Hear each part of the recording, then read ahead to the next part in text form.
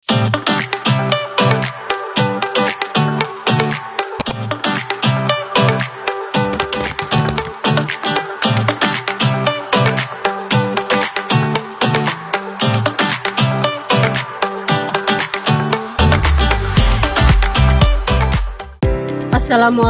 warahmatullahi wabarakatuh. Yang saya hormati Bapak atau Ibu Uji Kinerja Mahasiswa PPG Daljab Transformasi Plus Kementerian Agama Republik Indonesia LPTK IAIN Sultan Amai Gorontalo Batch 1 tahun ajaran 2025.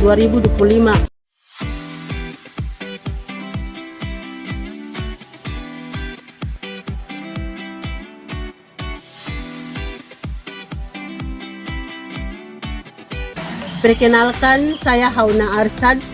Saya guru MTS di MTS Almaruf Ona, Kecamatan Sulawesi Barat, Kabupaten Sanana, Maluku Utara. Saya adalah mahasiswa pendidikan profesi guru dalam jabatan Kemenak Batch 1 tahun 2025 di LPTK IAIN Sultan Amai Gorontalo.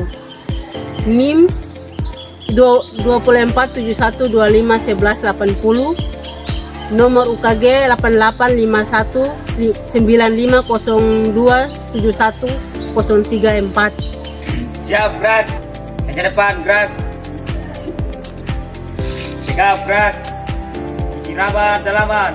Assalamualaikum warahmatullahi wabarakatuh.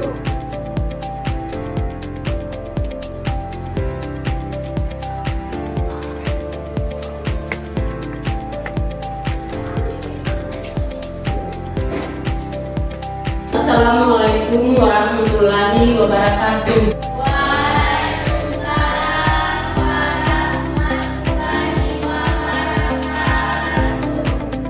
Anak-anak, sebelum kita belajar, Ibu absen dulu ya. Asri Abadi, Hadir Bu. Sarti Batu Atas, Hadir Bu. Andira Pukatea, Vita Umaikoa, Hadir Bu. Nuryati Pukatea, Melani Kori, Hadir Bu. Arsya Panikat, Arjuna Malaikwa, Rocky Malaikwa. Selanjutnya, sebelum kita belajar atau kita mulai proses belajar mengajar pada hari ini, kita awali dengan doanya dulu ya. Sama-sama berdoa, satu orang pimpin doa. Teman-teman, sebelum belajar, marilah kita berdoa. Berdoa mulai. Bismillahirrahmanirrahim. Raditu billahi rabban wa bil islami dinan wa bil Muhammadin nabiyya wa rasulan.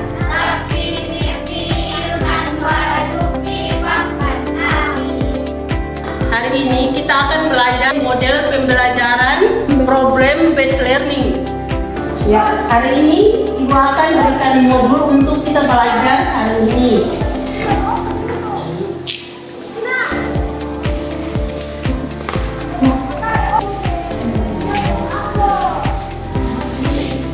Tujuan pembelajaran: 1. Peserta didik dapat menganalisis misi dan strategi dakwah Rasulullah SAW di Mekah sebagai rahmat bagi seluruh umat. 2. Peserta didik dapat memahami konteks sejarah dan keadaan masyarakat Arab sebelum kedatangan Islam. 3. Peserta didik mampu menjelaskan perjuangan dakwah Nabi Muhammad SAW pada periode Mekah. Itu tujuan dari pembelajaran. Terus yang berikut indikator pembelajaran. Indikator pembelajaran ada empat poin. Poin yang pertama, 1. Peserta didik mampu menjelaskan keadaan masyarakat kota Mekah sebelum Islam datang. 2. Peserta didik mampu menjelaskan agama masyarakat Jazirah Arab sebelum Islam datang. 3. Peserta didik mampu menjelaskan perjuangan dakwah Nabi Muhammad SAW pada periode Mekah. Keempat, peserta didik mampu menjelaskan misi dakwah Nabi Muhammad SAW di Mekah sebagai rahmat bagi seluruh alam. Anak-anak, sebelum ibu masuk ke inti dari materi, pertama-tama tahu tidak Nabi Muhammad SAW memulai dakwah di Mekah hanya dengan sedikit pengikut. Beliau dihina, dicaci, dan diancam, tapi beliau tetap sabar dan tidak pernah menyerah. Dalam kehidupan sekarang, masa kita mau menyerah? Ingat, tantangan itu bukan untuk menjatuhkan, tapi untuk membentuk kita menjadi lebih dewasa.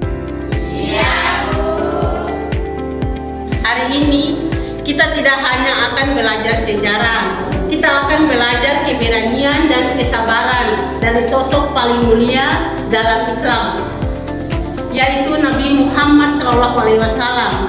Hari ini ibu akan membagikan kalian menjadi 2 kelompok, masing-masing 5 anak, dan akan mendapatkan sebuah kasus atau masalah nyata berdasarkan peristiwa dakwah Nabi Muhammad SAW. Tapi sebelum itu ibu akan menjelaskan modul yang telah dibagikan ke kalian masing-masing. Dalam dakwah Nabi Muhammad SAW di Mekah, sebuah perjuangan yang cukup panjang dan penuh dengan tantangan dan rintangan.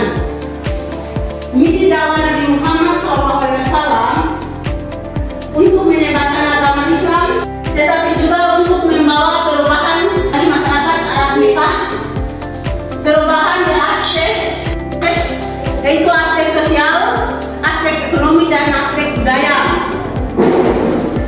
Kota Mekah sebelum Islam, pandangan dan juga merupakan kota suci bagi masyarakat Arab Jahiliyah. Beberapa hal penting mengenai keadaan masyarakat sebelum Islam. 1. Masyarakat berdagang. 2. Keagamaan dan wabah. 3. Keadaan sosial. Jazirah Arab pada masa sebelum kedatangan Islam memiliki beragam agama yang cukup luas, hingga agama-agama samawi seperti Yahudi dan Nasrani. Poin pertama, penyembahan berhala. Terus yang kedua, agama Yahudi. Yang ketiga, agama Nasrani. Perjuangan dakwah Nabi Muhammad SAW di Mekah. Dakwah Nabi Muhammad SAW di Mekah pada usia beliau 40 tahun. Ketika beliau menerima wahyu pertama di Gua Hira, perjuangan dakwah beliau di Mekah berlangsung selama 13 tahun. Berikut tahapan-tahapan perjuangan dakwah Nabi Muhammad SAW di Mekah. Tahapan pertama, tahap awal atau dakwah secara diam-diam. Tahapan kedua atau tahap terbuka, yaitu dakwah secara terbuka. Tugas kalian adalah mendiskusikan, mencari informasi berdasarkan peristiwa dakwah di Mekah dan menyusun solusi. Bagaimana seharusnya seorang muslim berdakwah dengan cara damai di tengah penolakan? Ya, anak-anak, ibu akan membagikan lembaran kerja atau LKPD untuk kalian. Ya, silahkan kelompok 1 presentasi hasil diskusi terlebih dahulu. Assalamualaikum warahmatullahi wabarakatuh. Waalaikumsalam warahmatullahi wabarakatuh. Perkenalkan, nama saya Astri Abadi, saya dari kelompok 1. Setelah kami mendiskusikan peristiwa dakwah Nabi di Mekah, kami menyadari bahwa tantangan yang dihadapi Nabi sangat berat. Beliau dihina, diancam, bahkan disakiti. Tapi beliau tidak membalas dengan kekerasan, justru tetap lembut, sabar, dan konsisten menyampaikan kebenaran. Sebagai seorang muslim, kami belajar bahwa dakwah itu tidak harus keras atau memaksa. Justru seharusnya dilakukan dengan penuh kasih sayang, sikap santun, dan teladan yang baik seperti Nabi Muhammad SAW. Solusi dari kami kelompok 1, berdakwah dengan cara memberi contoh, memperbaiki diri dulu, sabar menghadapi perbedaan, dan tidak membalas kebencian dengan kemarahan. Karena dakwah itu bukan hanya soal ucapan, tapi juga soal sikap dan akhlak kita sehari-hari. Silakan kelompok 2 untuk mempresentasikan hasil diskusi kalian. Saya akan membacakan hasil diskusi dari kelompok 2. Pendekatan dakwah Nabi Muhammad SAW. Dakwah dengan contoh. Nabi Muhammad SAW memulai dengan dakwah menunjukkan akhlak mulia dan konsisten dalam ibadah. Dakwah dengan sabar. Nabi tidak membalas hinaan dengan kemarahan, tetapi dengan sabar dan doa. Dakwah dengan kasih sayang. Nabi selalu mendekati orang dengan kelembutan, mengajak mereka dengan cara yang baik tanpa paksaan. Kelompok kami, apa yang kami pelajari dari dakwah Nabi? Yang pertama, tidak memaksa orang. Dakwah itu bukan soal memaksa orang untuk menerima selain, tetapi menunjukkan kebaikan memulai perilaku kita. Yang kedua, menghargai perbedaan. Dakwah Nabi mengajarkan kita untuk menghargai setiap individu dan tidak memaksa pandangan kita pada orang lain. Yang ketiga, intensi dalam berbuat baik. Solusi dari kelompok 1, berdakwah yang damai di tengah penolakan. Yang pertama, misalnya kita mulai dengan memperbaiki diri kita sendiri, seperti rajin sholat, berbicara dengan baik, dan berlaku jujur. Yang kedua, kita mengajak teman-teman untuk berbuat baik. Kita harus melakukannya dengan sabar, tanpa tekanan. Yang ketiga, tidak hanya berbicara, tetapi juga mendengarkan pendapat orang lain dengan penuh pengertian. Saya sangat mengapresiasi pemahaman kalian yang mendalam tentang prinsip dakwah yang damai. Kalian telah dengan baik menjelaskan bahwa dakwah Nabi Muhammad SAW tidak hanya melalui kata-kata, tapi juga tindakan sehari-hari. Selanjutnya, evaluasi hasil belajar. Setelah kalian berdiskusi, saya ingin memberikan beberapa evaluasi terkait pemahaman dan hasil belajar kalian. Evaluasi ini bertujuan untuk melihat sejauh mana kalian telah memahami dan mengaplikasikan belajar yang telah kita lakukan. Sebagian besar kelompok berhasil mengidentifikasikan prinsip-prinsip utama dalam dakwah Nabi, seperti kesabaran, kasih sayang, dan menghindari kekerasan. Sebagian besar kalian telah menunjukkan pemahaman baik. Kalian mampu menjelaskan dengan baik tantangan yang dihadapi Nabi Muhammad SAW dan bagaimana beliau tetap bersabar, konsisten dalam menyampaikan Islam. Meskipun sudah baik, saya akan berharap kalian lebih paham konteks sosial masyarakat pada saat itu dan bagaimana kondisi masyarakat Arab sebelum Islam datang. Hal ini akan memperkaya pemahaman kalian mengenai tantangan yang dihadapi.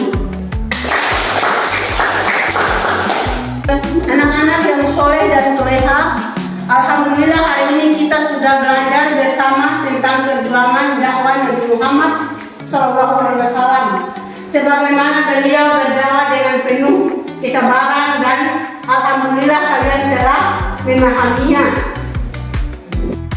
Untuk memperkuat pemahaman kalian, saya ingin kalian mengerjakan tugas individu, yaitu bagaimana kalian sebagai pelajar muslim bisa meneladani cara Nabi Muhammad atau mencontohi cara Nabi Muhammad SAW bersabda secara damai di lingkungan sekolah, di lingkungan kerja, di rumah maupun di lingkungan masyarakat pada umumnya. Sebelum kita akhiri pelajaran hari ini, mari kita ambil hikmah dari apa yang kita pelajari.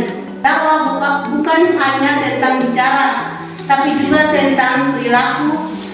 Nabi Muhammad SAW mengajarkan bahwa keteladanan adalah kunci menyentuh hati manusia.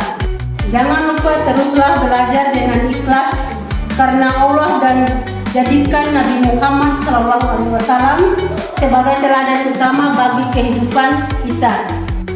Terima kasih kepada anak-anakku sekalian. Semoga apa yang Ibu sampaikan tadi atau kita sama-sama belajar tadi dapat bermanfaat untuk kalian semua. Amin. Dan kalian dapat menerapkan dalam kehidupan kalian sehari-hari. Wassalamualaikum warahmatullahi wabarakatuh. Waalaikumsalam warahmatullahi wabarakatuh.